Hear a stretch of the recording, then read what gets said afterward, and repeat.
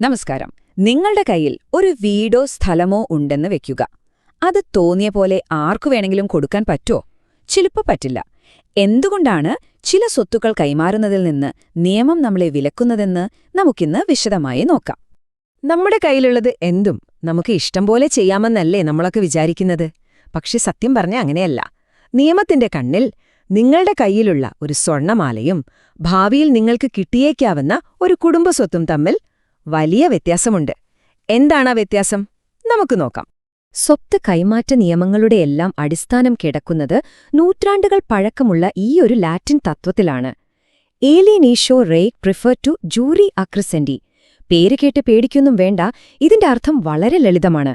നമ്മുടെ സമ്പദ്വ്യവസ്ഥയുടെ നിലനിൽപ്പിന് തന്നെ അത്യാവശ്യവുമാണ്. അപ്പോ ആ പറഞ്ഞ ലാറ്റിൻ വാക്യമില്ലേ, അതിന്റെ അർത്ഥം ഇത്രയുള്ളൂ: സ്വത്തുക്കൾ വെറുതെ പൂഴ്ത്തിവെക്കുന്നതിനേക്കാൾ നല്ലത് അത് കൈമാറ്റം ചെയ്യുന്നതാണ്. കാരണം ലളിതമാണ്. സ്വത്തും പണവും കൈമാറ്റം ചെയ്യുമ്പോഴാണ് കച്ചവടം നടക്കുന്നത്, ഒരു രാജ്യം വളരുന്നത്.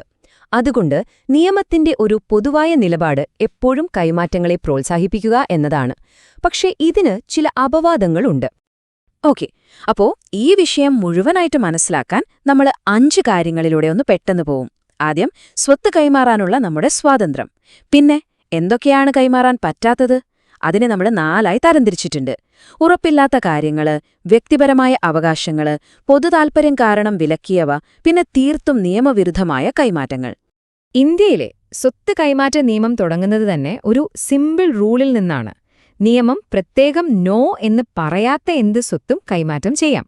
ഇതാണ് എല്ലാ കച്ചവടത്തിന്റെയും അടിസ്ഥാനം. പക്ഷെ ആ നോ പറയുന്ന കാര്യങ്ങൾ ഏതൊക്കെയാണെന്ന് അറിയുന്നതിലാണ് കാര്യം.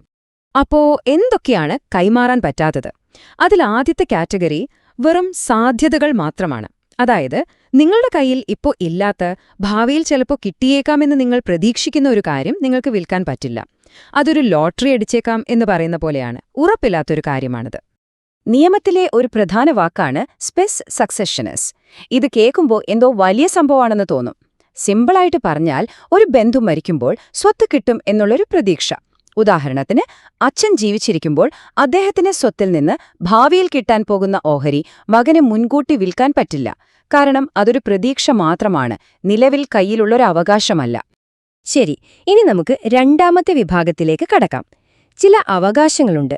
അവ ഒരു പ്രത്യേക വ്യക്തിയോടോ അല്ലെങ്കിൽ ഒരു വസ്തുവിനോടോ ഇങ്ങനെ ഒട്ടിച്ചേർന്ന് നിൽക്കും. അതിനെ ആ വസ്തുവിൽ നിന്ന് അടർത്തി മാറ്റി വേറൊരാൾക്ക് കൊടുക്കാൻ പറ്റില്ല. ഈ ഈസ്മെന്റ് എന്താണെന്നൊരു ഉദാഹരണത്തിലൂടെ പറയാം. നിങ്ങളുടെ വീടിരിക്കുന്ന പറമ്പിനെ നമുക്ക് എ എന്ന് വിളിക്കാം. ആ പറമ്പിലേക്ക് പോകാൻ അയൽവാസിയുടെ ബി എന്ന പറമ്പിലൂടെ ഒരു വഴിയുണ്ട്. അപ്പോൾ ആ വഴി ഉപയോഗിക്കാനുള്ള അവകാശം എ എന്ന പറമ്പിന് വേണ്ടിയുള്ളതാണ്. ആ വഴി ഉപയോഗിക്കാനുള്ള അവകാശം മാത്രം എ എന്ന പറമ്പ് വിൽക്കാതെ മറ്റൊരാൾക്ക്, അതായത് സി എന്ന പറമ്പിന്റെ ഉടമയ്ക്ക് വിൽക്കാൻ പറ്റില്ല. ഇനി വേറൊരു ഉദാഹരണം. ഒരു വീട്ടുടമസ്ഥൻ ഒരാൾക്ക് വീട് വാടകയ്ക്ക് കൊടുക്കുന്നു. പക്ഷെ ഒരു കണ്ടീഷൻ വെച്ചു: കട നടത്താൻ പാടില്ല. വാടകക്കാരൻ ആ കണ്ടീഷൻ തെറ്റിച്ചാൽ അയാളെ ഒഴിപ്പിച്ച് വീട് തിരിച്ചെടുക്കാൻ ഉടമസ്ഥന് അവകാശമുണ്ട്. ഇതിനെയാണ് റൈറ്റ് ഓഫ് റീ എൻട്രി എന്ന് പറയുന്നത്. ഈ അവകാശം ഉടമസ്ഥന് വേറൊരാൾക്ക് വിൽക്കാൻ പറ്റില്ല. കാരണം അത് തികച്ചും വ്യക്തിപരമായ ഒന്നാണ്. ജീവനാംശത്തിന്റെ കാര്യത്തിൽ ഈ വ്യത്യാസം വളരെ പ്രധാനമാണ്. ശ്രദ്ധിച്ചു കേൾക്കണം. കോടതി വിധിച്ച ജീവനാംശം കൃത്യസമയത്ത് കിട്ടിയില്ലെങ്കിൽ ആ കിട്ടാനുള്ള കുടിശ്ശിക ഒരു കടം പോലെയാണ്. അത് വേണമെങ്കിൽ മറ്റൊരാൾക്ക് കൈമാറാം. എന്നാൽ ഭാവിയിൽ മാസാമാസം കിട്ടേണ്ട ജീവനാംശമുണ്ടല്ലോ, അത് ആ വ്യക്തിക്ക് ജീവിക്കാൻ വേണ്ടിയുള്ള ഒരു അവകാശമാണ്. ആ അവകാശം വിൽക്കാൻ സാധിക്കില്ല. ചില അവകാശങ്ങൾ ഒരു പ്രത്യേക ആൾക്ക് അവരുടെ വ്യക്തിപരമായ ഉപയോഗത്തിന് മാത്രമായിരിക്കും. ഏറ്റവും നല്ല ഉദാഹരണമാണ് ശബരിമല തന്ത്രിയുടെ അവകാശങ്ങൾ. അത് അദ്ദേഹത്തിന് വ്യക്തിപരമായിട്ടുള്ളതാണ്, മറ്റൊരാൾക്ക് കൈമാറാൻ പറ്റില്ല. അതുപോലെ ഒരാൾ തന്റെ മകളുടെ കല്യാണം നടത്താൻ വേണ്ടി ഒരു വീട് ഉപയോഗിക്കാൻ കൊടുത്തുവെന്ന് വെക്കുക. കല്യാണം കഴിഞ്ഞാൽ പിന്നെ ആ വീട് വാടകയ്ക്ക് കൊടുത്ത് പണമുണ്ടാക്കാൻ അയാൾക്ക് അവകാശമില്ല. കാരണം അത് ഒരു വ്യക്തിപരമായ ആവശ്യത്തിന് കൊടുത്തതായിരുന്നു.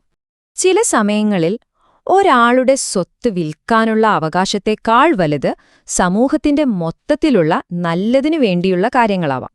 അത്തരം സാഹചര്യങ്ങളിൽ പൊതുനന്മ കണക്കിലെടുത്ത് നിയമം ചില കൈമാറ്റങ്ങളെ തടയും. ഈ ടേബിൾ ഒന്ന് നോക്കിയേ. ഒന്നാമത്തേത്, കേസ് കൊടുക്കാനുള്ള അവകാശം. ഇത് വിൽക്കാൻ പറ്റില്ല. എന്തുകൊണ്ടാ? അല്ലെങ്കിൽ പിന്നെ കേസ് കൊടുക്കുന്നത് ഒരു ബിസിനസ്സായി മാറല്ലേ? അതുപോലെ ഒരു ജഡ്ജിയുടെയോ സർക്കാർ ഉദ്യോഗസ്ഥന്റെയോ പദവി പണം വാങ്ങി കൈമാറാൻ പറ്റില്ല. അത് നമ്മുടെ സിസ്റ്റത്തിലുള്ള വിശ്വാസം തന്നെ തകർക്കും. സർക്കാർ തരുന്ന പെൻഷനുകളും ഇതേപോലെയാണ്. അത് ആ വ്യക്തിക്ക് ജീവിക്കാൻ വേണ്ടിയുള്ളതാണ്. അതുകൊണ്ട് അത് കൈമാറ്റം ചെയ്യാൻ പാടില്ല. ഇനി നമ്മൾ അവസാനത്തെയും ഏറ്റവും പ്രധാനപ്പെട്ടതുമായ ഒരു വിഭാഗത്തിലേക്കാണ് വരുന്നത്. ഇവിടെ നമ്മൾ എന്ത് സ്വത്താണ് കൈമാറുന്നത് എന്നതിലല്ല കാര്യം, എന്തിനു വേണ്ടിയാണ് കൈമാറുന്നത് എന്നതിലാണ്. ഒരു കൈമാറ്റത്തിന്റെ ഉദ്ദേശ്യം തന്നെ നിയമവിരുദ്ധമാണെങ്കിൽ ആ കൈമാറ്റം തുടക്കത്തിലേ അസാധുവാണ്. ഒരു കൈമാറ്റം എപ്പോഴാണ് നിയമവിരുദ്ധമാകുന്നത്? ഇന്ത്യൻ കരാർ നിയമം ഒരു 5 പോയിന്റ് ചെക്ക്ലിസ്റ്റ് തരുന്നുണ്ട്. ഒന്നുകിൽ ആ കൈമാറ്റം നിയമം നേരിട്ട് വിലക്കിയ ഒന്നായിരിക്കണം, അല്ലെങ്കിൽ നിയമത്തിന്റെ ഏതെങ്കിലും വകുപ്പിനെ മറികടക്കാൻ വേണ്ടിയുള്ളതാവരുത്. മൂന്നാമതായി, അതിന്റെ ഉദ്ദേശ്യം വഞ്ചനയാകരുത്. 4, അത് മറ്റൊരാൾക്ക് ദോഷമുണ്ടാക്കുന്നതാവരുത്. അവസാനമായി, സമൂഹം അധാർമികം എന്ന് കാണുന്ന ഒന്നിനും വേണ്ടിയാകരുത്. ഈ ലാറ്റിൻ വാചകം പറയുന്നത് ഇത്രയുള്ളൂ: ഒരു തെറ്റായ പ്രവൃത്തിയിൽ നിന്ന് നിങ്ങൾക്ക് നിയമപരമായ ഒരു അവകാശവും ഉണ്ടായില്ല.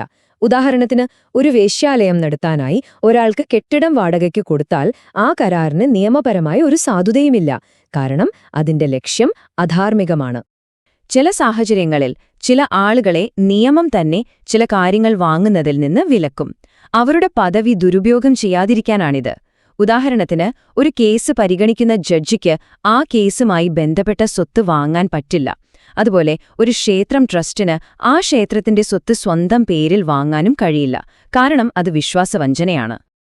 അപ്പോ ഇത്രയും പറഞ്ഞതിൽ നിന്ന് നമുക്കെന്തു മനസ്സിലാക്കാം? ഈ നിയമം ശരിക്കും ഒരു ബാലൻസിംഗ് ആണ് ചെയ്യുന്നത്.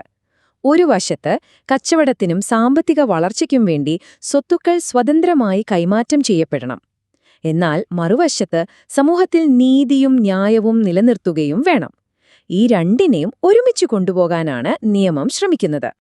ഈ ചർച്ചയിൽ നിന്ന് നമ്മൾ ഓർത്തുവെക്കേണ്ട ഏറ്റവും പ്രധാനപ്പെട്ട കാര്യം ഇതാണ്: നിങ്ങൾക്കൊരു കാര്യത്തിൽ അവകാശമുണ്ട് എന്ന് കരുതി അതെല്ലാം വിൽക്കാൻ പറ്റുന്ന സ്വത്ത് ആകണമെന്നില്ല. നിയമം വളരെ വ്യക്തമായി പറയുന്നുണ്ട് എന്താണ് കൈമാറ്റം ചെയ്യാൻ പറ്റുന്ന ഒരു ആസ്തി, എന്താണ് വ്യക്തിപരമായ കൈമാറ്റം ചെയ്യാൻ പറ്റാത്ത ഒരു അവകാശമെന്ന്. പോകുന്നതിനു മുൻപ് ഒരു ചോദ്യം: നമ്മുടെ സമൂഹം മാറിക്കൊണ്ടിരിക്കുകയല്ലേ? അപ്പോ ഇന്ന് നമുക്ക് കൈമാറാൻ പറ്റില്ല എന്ന് നിയമം പറയുന്ന ഈ അവകാശങ്ങളിൽ ഏതൊക്കെയായിരിക്കും നാളെ ഒരുപക്ഷെ വലിയ വിലപിടിപ്പുള്ള ആസ്തികളായി മാറുന്നത്? ഒന്ന് ആലോചിച്ചു നോക്കൂ. നിങ്ങളുടെ അഭിപ്രായങ്ങൾ എന്താണ്? മറ്റൊരു വിഷയവുമായി വീണ്ടും കാണാം. നന്ദി.